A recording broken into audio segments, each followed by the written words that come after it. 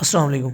अच्छा स्टूडेंट्स, हमने जैसा कि टेम्परेरी रीजन को शुरू किया हुआ था और ये किस की डिवीजन में हमने काउंट किया इसको टेरेस्ट्रियल इकोसिस्टम, यानी कि अगर हम कह सकते हैं तो टेरेस्ट्रियल इकोसिस्टम को हम डिस्कस कर रहे हैं।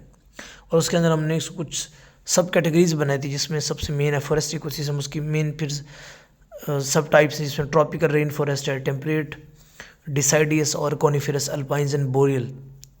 तो इन दोनों का जो डिफरेंस है, बोरियल और अल्पाइन का छोटा सा डिफरेंस है, ये तभी आपको समझ आएगा जब हम अर्थ के स्ट्रक्चर को डिस्कस करेंगे अकॉर्डिंग टू जियोग्राफी जिसको कहते हैं। वैसे एक जियोलॉजी होती है, एक जियोग्राफी, ठीक है। साथ में उम्मीद है आपने अपना रजिस्टर साथ में रखा होगा। जो जियोलॉजी को देखें, अगर स्पेलिंग देखें तो आपको पता है लॉजी जो लोगस लफ्ज़ इसका मतलब स्टडी करना, और जियो मतलब ज़मीन, और जियोग्राफी, जियो ज़मीन है, ग्राफ का मतलब उसके ऊपर कोई चीज़ जो डिस्ट्रीब्यूट हुई पड़ी है, ज़मीन के ऊपर पाई जाने वाली चीज़ें जैसे दरिया, समंदर, दरख्त, अगर उनको हम डिस्कस करते हैं तो जियोग्राफी है। लेकिन ज़मीन कैसे बनी, इसकी स्ट्रक्चर क्या है, कायनात में कैसे है, रोटेट कैसे करती है, तो ये जियोलॉजी है। तो इसका मतलब हम यहाँ पे जियोग्राफी को ज़्यादातर डिस्कस करेंगे कि इसके ऊपर कैसे कैसे लिहाज से दरख्त, एनिमल्स, प्लांट्स कैसे डिस्ट्रीब्यूट हैं। होप सो आपको दोनों में छोटा सा डिफरेंस है जियोग्राफी और जियोलॉजी का समझ आ गया होगा। अब ट्रॉपिकल रेन फॉरेस्ट, ट्रॉपिकल गर्म इलाके को कहते हैं जहाँ पे बारिशें होती हैं। Found in warm and moist condition of a tropical region. अब आपको याद होगा जब अर्थ स्ट्रक्चर बनाई थी, जो सेंटर वाली लाइन है उसे हम इक्वेटर कहते हैं, ख़त्ते इस्तवा। अब ख़त्ते इस्तवा के करीब भी इलाके को हमने कहा था ट्रॉपिकल एरिया ने, गर्म इलाके जिसको कहते हैं। तो गर्म होने की वजह से यहाँ पे एवोपरेशन भी ज़्यादा होते हैं। जब एवोपरेशन ज़्यादा होते हैं, बुखारात भी ज़्यादा बनते हैं, तो रेन भी ज़्यादा होते हैं इन इलाकों में। हाँ, मगर क्योंकि इन इलाकों में बहुत ज़्यादा ड्राई कंडीशन बहुत होती है, बारिश हो भी जाए तो पानी फील इसलिए नहीं होता गर्म इलाकों में। टेम्परेट डिसाइडियस फॉरेस्ट, यानी कि मोतदल इलाकों वाले पतझड़ दरख्त, यानी कि जिनके पत्ते हर सीज़न में, जैसे ख़ुसूसन आटम के सीज़न में बिखर जाते हैं या फिर उखड़ जाते हैं। Found in moderate condition of a temperate region. अच्छा, टेम्परेट रीजन जैसे हमारे इलाके की मरी वगैरह हो गए, कराची भी टेम्परेट रीजन में ही काउंट होता है। लेकिन ये ज़्यादातर नॉर्दर्न एरियाज़ हैं, नीलम वैली है, शगराम है, ये नथिया गली, इन इस तरह के इलाके। फिर हमारे इलाके फिर किस चीज़ में काउंट होंगे? ट्रॉपिकल रीजन में काउंट होंगे। नेक्स्ट है कोनीफेरस। अच्छा, अब एक जहन में एक छोटा सा सवाल आता है कि अब पाकिस्तान को आमतौर पर हम टेम्परेट कंट्रीज़ में काउंट करते हैं। अब कंट्रीज़ के अंदर फिर वेरिएशंस हैं कि हमारे कुछ एरियाज़ यहाँ पे बहुत ज़्यादा ठंडे हैं और कुछ एरियाज़ हमारे यहाँ पर काफ़ी हद तक गर्म है बहुत ज़्यादा, जैसे सिब्बी, जैकबाबाद, मुल्तान, मुजफ्फरगढ़, सब लगभग ट्रॉपिकल रीजन में रहते हैं। छोटा सा डिफरेंस याद कर लीजिए, जो टेम्परेट रीजन है इसका जो मैक्सिमम टेम्परेचर है 30 तक जाता है और इससे नीचे 4 तक भी आ सकते हैं। लेकिन जो ट्रॉपिकल रीजन होते हैं इधर ज़्यादातर गर्मी रहती है, जैसे हमारा देखें 48 तक टेम्परेचर चले जाते हैं मुजफ्फरगढ़, मुल्तान के अंदर। और कम जब आता है तो मैक्सिमम 8 तक, 10 तक सर्दियाँ जब पड़ती हैं। बहुत कम सवेर चांस हैं जब कभी 4 पे रेफ्रिजरेटर टेम्परेचर पे आ जाए, यानी कि 4 डिग्री पे आ जाए, वरना आमतौर पर गर्म ही रह जाता है। तो हम कंट्री तो टेम्परेट है, बट इसके अंदर जो कुछ रीजन्स हैं जो या तो ट्रॉपिकल रीजन में प्लेस करते हैं या फिर दूसरे रीजन में, टेम्परेरी रीजन के अंदर। ठीक है, चलें आगे चलते हैं। अब नेक्स्ट हमारे पास है डेजर्ट रीजन है, जहाँ पे सहरा हो, वाटर डेसिकेशन हो। फिर टंड्रा, आज मैंने बताया था टंड्रा आपको फाउंड इन आर्कटिक, ठंडे वाले इलाके होते हैं लेकिन पोल से थोड़ा पहले, जहाँ पे टेम्परेचर बहुत लो होता है, माइनस के करीब या माइनस ही होता है। ये हम आखिर में पढ़ेंगे। उसके बाद ये टेबल हमारी बुक में भी थी, जिस बुक से आज मैं पढ़ा रहा था, लेकिन यहाँ पे अच्छा लिखा हुआ है, यहाँ वाज़ेह बताया हुआ है कि जैसे नीलम है, ये आज़ाद कश्मीर के करीब मुजफ्फराबाद, फिर कागान, ये दीर, ये चित्राल, ये मरी वाले इलाके, सब आगे इलाकों का नाम भी उसने वाज़ेह किए। तो एक दफ़ा आप अपने बुक की इस टेबल को अपडेट कर लें या अपने नोट्स के ऊपर लिख लें। नोट्स इसलिए बनाते हैं उसके अंदर नॉलेज ज़्यादा बढ़ जाता है। चलिए, अब हमारा जो मेन टॉपिक जो आज हम पढ़ने वाले थे वो हम शुरू करते हैं, टेम्परेट डिसाइडियस फॉरेस्ट। अब इनके अंदर कुछ चीज़ें नोट कर लें, जितने भी हम पढ़ेंगे, यानी कि टेम्परेट पढ़ेंगे, फिर हम कोनिफेरस पढ़ेंगे, उसके बाद हम टेंड्रा पढ़ेंगे, डेजर्ट पढ़ेंगे, सब में कुछ चीज़ें कॉमन होंगी। पहला कि ये वाले जंगलात हैं, ये वाले जो लाइफ है पाकिस्तान के किन एरिया में पाई जाती है, लोकेशन पाकिस्तान, फिर ओवरऑल वर्ल्ड वाइड लोकेशन देखेंगे, फिर क्लाइमेट कंडीशन कैसी है वहाँ की, ये कुछ पॉइंट है जो आपने लाजमी बना लेने हैं।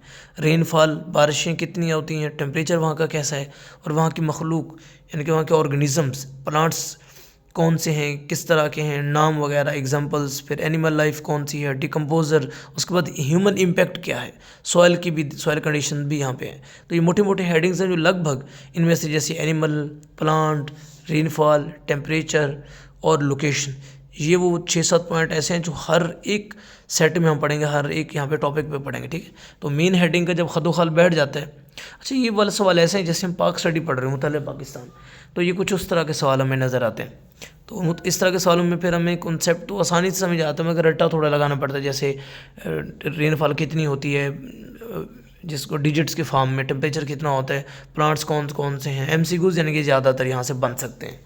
तो वक्त तो लेगा ये टॉपिक, लेकिन आसान है अलबत्ता याद होने में, क्योंकि थोड़ा रट्टा होता है तो वो थोड़ा वक्त लेता है। चलिए जी, टेम्परेरी रीजन को अब हम लेक्चर को शुरू कर रहे हैं। In Pakistan temperate most conditions are present in Neelum valley and Nashgram, यानी कि मुजफ्फराबाद का आज़ाद कश्मीर के साथ। दीद फॉरेस्ट ओरिजिनली कवर्ड, अब वो पाकिस्तान के अंदर पता है, अब ओवरऑल कहाँ पे, इंडिया है, साउथ ईस्ट एशिया, फिर ये North America, Europe, Australia, Japan, इन इलाकों में ये जंगलात पाए जाते हैं। क्लाइमेट कंडीशन क्या है ओवरऑल इन रीजन में, कैसा मौसम यानी कि आबो हवा कैसे होती है।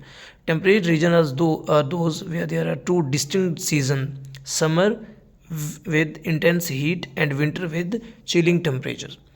यानी कि यहाँ पे गर्मियाँ तो अच्छी खासी पड़ती हैं, चुभती हैं, क्योंकि दरख्त अच्छा है। आप बोलते हैं कि नीलम में अक्सर लोग ये जाते हैं ना, गर्मियों के अंदर भी इंजॉय करने जाते हैं, धूप वहाँ पे अच्छी होती है, लेकिन दरख्त इतने होते हैं फिर वो उसको कवर कर जाए, अदरवाइज उनकी जो हीट है वो इंटेंसिव होती है।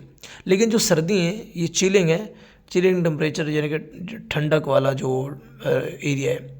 अच्छा कुछ एरिया यहाँ पे देखें नहीं, जैसे बहुत जहाँ पे पाकिस्तान के इलाके बाबूसर टाप, वहाँ पे बर्फ़बारी होती है, वो उसको नहीं काउंट कर रहा। मुतदल इलाके मतलब जहाँ पर सर्दी पड़ती है, बल्कि इतनी नहीं कि बर्फ़बारी हो जाए, लेकिन गर्मी अच्छी खासी पड़ती है। ये आसानी कि गर्मी शदीद पड़ती है, मगर सर्दी इतनी नहीं कि टेम्परेचर माइनस में चला जाए। लेकिन अगर आप इधर आ जाते हैं दूसरी तरफ, माल रोड की जानिब या मुल्क कोहसार की जो एरिया है, जिसको हम हिमालय सगीर कहते हैं, लेसर हिमालय के पहाड़, इन पहाड़ों पे आ जाए तो यहाँ पे अच्छी खासी ठंडक और बर्फ़ पड़ती है। तो ये नीलम वैली, आज़ाद कश्मीर का जिक्र कर रहे हैं, यहाँ पे सर्दी तो नॉर्मल है, काबिल बर्दाश्त में, गर्मी अच्छी खासी पड़ती है। ये एक लाइन को हमने समझा, intense heat but the winter with the chilling temperature. Chilling कहते हैं ये जो रेफ्रिजरेटर में काबिल बर्दाश्त बर्फ़बारी ना हो, ठंडा वाला हो। तो sir rainfall is very not constant होती है, कहीं पे ज़्यादा है कहीं पे कम है। विंटर सीजन का डिफरेंस भी यहाँ पे पाए जाते हैं। ड्यूरिंग ड्राई सीजन, अगला पॉइंट है, trees can not get enough water from the soil. देखिए जब मौसम खुश्क है तो बारिशें नहीं होंगी, बारिशें नहीं हैं तो पानी ज़मीन में कम जज्ब होगा। ओबियसली जितनी भी बारिश होती है 90-95% पानी ज़मीन के अंदर दोबारा एब्जॉर्ब हो जाते हैं, और जब बारिश नहीं हो रही तो पानी के ज़मीन के अंदर पानी भी नहीं जाएगा, जिससे दरख्तों को पानी मिलेगा नहीं, तो दरख्त नहीं होंगे, ट्रीज नहीं होंगे, प्रोड्यूसर नहीं होंगे, तो ऐसी कंडीशन को हम बोलेंगे ड्राई कंडीशन या dry season. As a result the plants have adopted to the dry condition by shedding their leaves. वैसी सूरत में जब खुश्की का सामना होता है, यानी कि ड्राफ्ट फेजेस आते हैं, खुश्क साली जिसे कहते हैं, ड्राफ्ट ये लफ्ज़ लिखा हुआ है, खुश्क साली, तो ऐसी सूरत में दरख्तों के पत्ते झड़ना शुरू हो जाते हैं, यानी कि वीकनेस आ जाती है और वो वैसे स्ट्रॉन्ग नहीं रह जाते, नॉर्मली अब नहीं कर सकते। इसलिए ऐसे जंगलात अक्सर ये मूवीज़ में भी दिखाते हैं कि बहुत ज़्यादा दरख्तों के नीचे पत्ते पड़े होते हैं, लंबी लंबी तहें लगी होती हैं, यही दरख्त होते हैं टेम्परेट डिसाइडियस ट्रीज। आप इसकी पिक्चर भी देख सकते हैं इंटरनेट पे जाके। मैं कोशिश करूँगा कि आफ्टर लेक्चर इन जंगलात की कुछ पिक्चर्स भी ग्रुप में सेंड कर दूँगा। नेक्स्ट रेनफॉल कितनी होती है? एवरेज रेनफॉल यहाँ पे 750 to 15 मिलीमीटर। नेक्स्ट हमारे पास ये देखें रटा टाइप का है, तो आप याद कर सकते हैं 750 से 1500। टेम्परेचर ओवरऑल यहाँ पे 5 to 30 डिग्री। जैसे मैंने पहले कहा कि टेम्परेरी रीजन में मोस्टली जो टेम्परेचर है मैक्सिमम 30 तक दिखता है, नीचे रेफ्रिजरेटर का टेम्परेचर तक यानी कि 4 डिग्री तक, यहाँ तक हमें देखते हैं। ज़्यादा इसके ऊपर जब टेम्परेचर जाएगा तो वो ट्रॉपिकल एरिया कहलाएगा, अगर 4 से नीचे आएगा तो वो आर्टिक एरिया आएगा, ठंडा जिसको कहते हैं पोलर एरिया। प्लांट्स कौन से इस एरिया में? जब प्लांट्स के यहाँ पे कुछ उसने कैटेगराइज बनाई है, देखें जैसे पहले ये ट्री लेयर, दूसरा श्रब लेयर, लेयर्स के मतलब एक सेक्शन बना दिए, फिर फील्ड लेयर और फॉरेस्ट लेयर। अब ट्री लेयर के बड़े दरख्त हैं form by some dominant trees such as a taxus baccata, ये सनोबर के तरह के दरख्त होते हैं, यू भी ने कहते हैं। पाइनस, ये भी पाइन ट्रीज़ हैं, सनोबर की भी किस्म है। पाइनस वैलिचियाना और बेरीबेरिस लाइसियम, ये बेरी के दरख्त हैं। जैसे ब्लूबेरी होती है, छोटे छोटे उठाते हैं फल। यूजुअली इनकी हाइट होती है 8 से लेकर 30 मीटर तक, लंबे दरख्त हैं। ट्री और दूसरी श्रब लेयर है, झाड़ियाँ टाइप, यानी कि दरख्तों से थोड़े छोटे। हर्ब्स हैं शब्द हैविंग हाइट, जिनकी हाइट 5 मीटर हो, इन्होंने शरब में कहेंगे लंबे लंबे दरख्त हैं, तो दूसरे दरख्त यहाँ पे शरब ही फील होंगे। और हमारे एरिया में तो जो है ना ये झाड़ियाँ मैक्सिमम 2 मीटर तक की आ जाती हैं, 2 से 2.5। नेक्स्ट है फील्ड लेयर, ये घास वगैरह जिसकी लेयर को फील्ड लेयर कहते हैं। अब घास ना ग्राउंड पर होते हैं, ना शरब जितने, ना ही ट्री जितने, दरमियानी कंडीशन होती है, यानी कि लगभग 3 फीट थे या फिर आप 1 मीटर कह सकते हैं।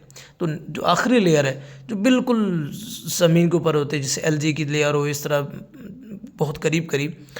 एलजी भी क्योंकि ऑर्गेनिजम्स काउंट, इसलिए मैंने एग्जांपल दिए। प्लांट्स भी हो सकते हैं बहुत छोटे छोटे से जो ज़मीन पर रह जाते हैं, तो ये कहते हैं फॉरेस्ट फ्लोर लेयर। तो एक फ्लोर लेयर होगी, एक फील्ड लेयर, एक शरब और एक ट्री लेयर। अब डायग्राम बना सकते हैं, क्योंकि ट्री सबसे बड़ा, शरब उससे छोटा, फील्ड उससे छोटा और फ्लोर बिल्कुल फ्लोर के ऊपर।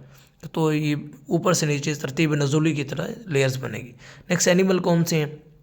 बहुत ज़्यादा डाइवर्सिटी पाई जाती है, जिसमें से कुछ एनिमल का यहाँ पे जिक्र है, जैसे मकाका, एक एनिमल है मकाका मुलट के नाम से, रीसिस मंकी का साइंटिफिक नाम है। और सोलिनोरुलस टिबियानस, ये बियर का साइंटिफिक नाम है। कुछ साइंटिफिक नाम भी यहाँ पे देंगे, अब ये एमसीक्यूज में आ सकते हैं, रटा टाइप में थोड़ा वक्त लगेंगे लेकिन याद करने पड़ेंगे, एमसीक्यूज में पूछे जा सकते हैं। अच्छा, फेलिस का जब भी लफ्ज़ आता है ये बिल्ली की कैटेगरी के लिए यूज़ होता है। फेलिस बिल्ली का साइंटिफिक नेम है।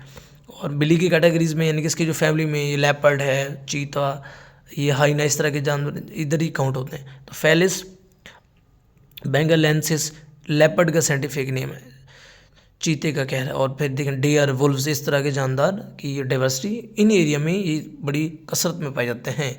हाँ, अब इंसान की वजह से नहीं है, ओवरऑल अगर नेचर अपने आप को वहाँ पे मेंटेन रखती है, ह्यूमन एक्टिविटीज़ इम्पैक्ट नहीं होता, तो वहाँ पे रह जाते हैं। डिकम्पोजर में है लाइकन, बैक्टीरिया वगैरह। चलें जल्दी ख़त्म करते हैं इसे। Soil condition, the soil of a temperature decides for greyish brown, गरिश घास ज़्यादा होते हैं, थोड़ी सी भूरी कलर की यहाँ पे देखी जाती है। वेरी फर्टाइल, बहुत ज़्यादा जरखेज़ होती है, रिच एंड ऑर्गेनिक मैटर। पत्ते इतने गलते सड़ते नीचे गिरते हैं, तो ये मिक्स होते हैं, तो ऑर्गेनिक मैटर की मिकदार ऑब्वियसली बढ़ जाएगी।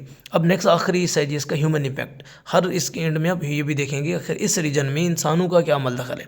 देखिए इंसान क्या करता है, अपनी मर्ज़ी के लिए, अपनी डिज़ायर को पूरा करने के लिए ट्रीज़ को कट करता है to fill the need of a wood. अब वो या तो उसको फ्यूल के लिए चाहिए या फिर उसको कंस्ट्रक्शन के लिए, जंगलात यानी वो जो लकड़ी जलाने के लिए, या फिर जंगलात उसको चाहिए घर बनाने के लिए। ये नुकसान करता है। और दूसरा, जानवरों का शिकार होता है, वहाँ पे हैबिटेट मुतासर होता है, गेमिंग बर्ड्स हैं, मैमल्स वगैरह का वहाँ पे शिकार होता है, जिससे इनका नेचर का जो उनका इन्वायरमेंट है, उनका क्लाइमेट है, वो डिस्टर्ब होता है। नेक्स्ट, इन रीजन्स के अंदर लार्ज मैमल वैसे कसरत होते हैं, ब्लैक बेयर, डेयर, वुल्व्स, मगर इंसान की सरगर्मी की वजह से इंसान वहाँ पे ज़्यादा आ गया, तो एनिमल्स अपने आप को वहाँ पे सिक्योर फेंक, या तो वहाँ से माइग्रेशन कर जाते हैं या फिर अपने आप को सर्वाइव ही नहीं कर सकते। इस तरह एक और भी 2 रीज़न्स हैं। होप सो ये आसान सा टॉपिक आपको समझ आया होगा, लेकिन इसमें जो 2-3 टॉपिक पॉइंट्स हैं वो ही हैं बस रटर टाइप वाले, कौन से प्लांट्स हैं, तो उनके साइंटिफिक नेम, और रेनफॉल कितने हैं, टेम्परेचर कितने हैं, और क्लाइमेट के अंदर जो 1-2 बेसिक हमने डिफरेंसेस देखे। नोट्स बनाने लाजमी एक दफ़ा दोहरा लीजिएगा। मैं इस पेज के पिक्चर्स भी भेज रहा हूँ, आप ये भी एक दफ़ा स्टडी कर सकते हैं।